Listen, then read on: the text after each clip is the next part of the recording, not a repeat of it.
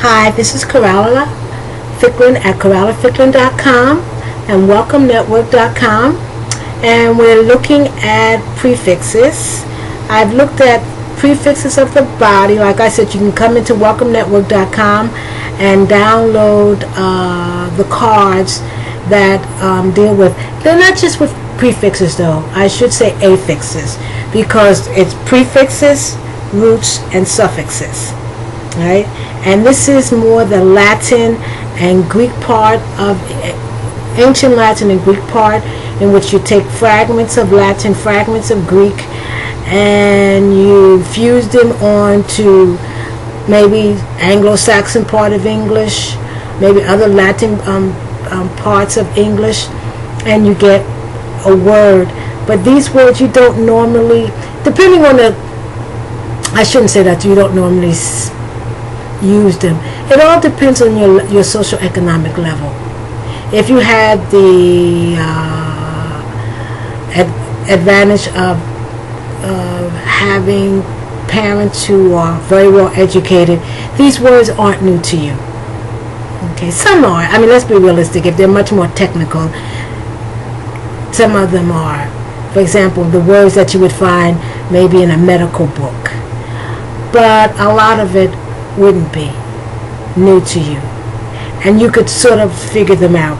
If you haven't had the opportunity to come from a home in which either your parents or the person or your guardian or a person who has influence over you has had a good education, then these words are as alien as a foreign language, because in a sense they are foreign language, because they come from a branch of the language tree which has nothing to do with the Germanic part of English.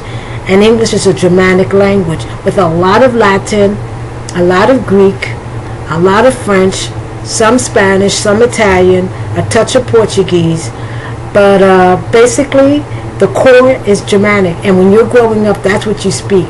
If you want to get a better understanding of the difference between the Latin versus the Germanic versus the Latin area of English, you can go to the audio and look under affixes, and under affixes you'll see affixes, introduction of affixes, and the history of the English language.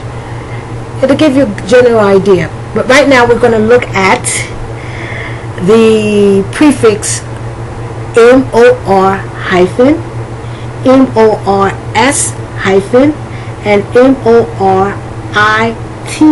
Now when I'm looking over here, I'm looking at, now these aren't cards, I'm looking at the book that I compiled that you can download.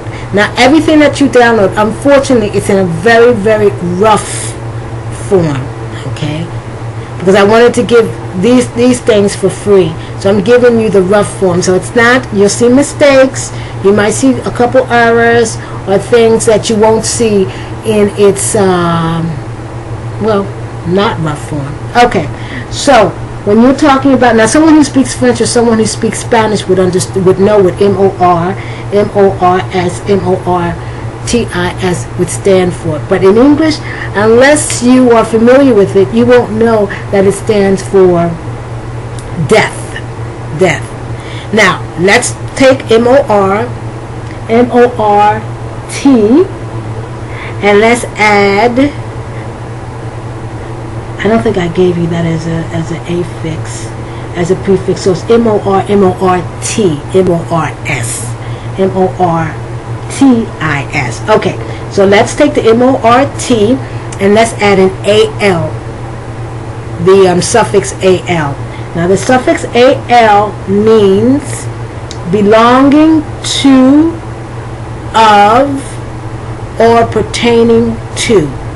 So we're putting together MORTAL, and that means mortal. Right? And that's an adjective. Now let's read or understand what mortal means. When you're talking about something is mortal. So that which must eventually die, that which is temporary, fleeting, ephemeral, or short-lived. That's one meaning. Meaning number 2, human, corporeal, fleshy, bodily. Example, all men are mortal. Right? Number 3, as far as meaning, fatal, deadly, lethal.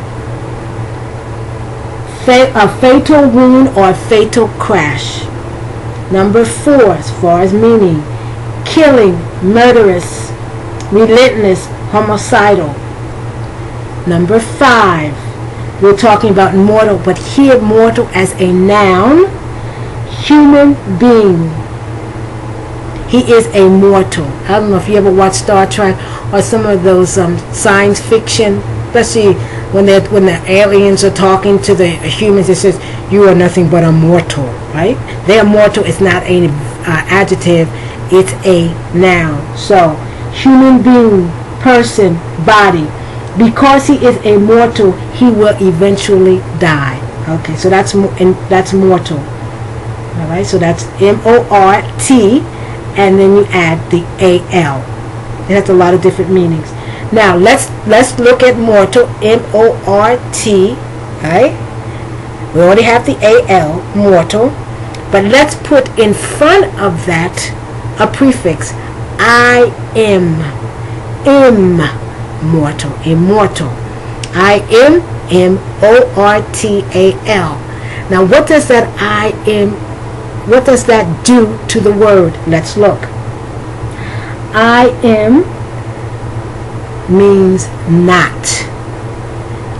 A-L, I already told you what the A-L means. It means belonging to, of, or pertaining to, right? So you have the I-M, which is the prefix. Now the M-O-R-T becomes a root, because it all depends where it is in the word. And then the A-L is the suffix. You know the meaning of the M-O-R-T, which means death or dead, right? So let's look at the different meanings of immortal.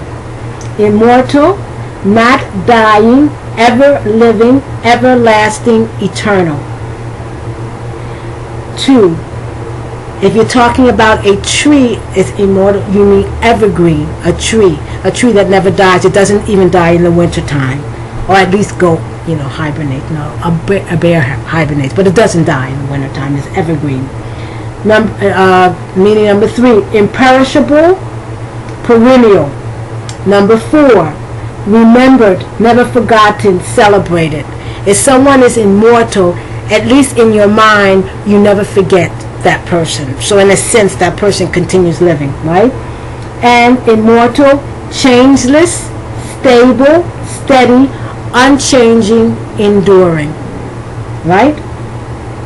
All right, so now, I'm not going to have that much time. I'm going to do it really quick. So let's look at, we already have mortal, right? The M-O-R-T-A-L. You know what that means.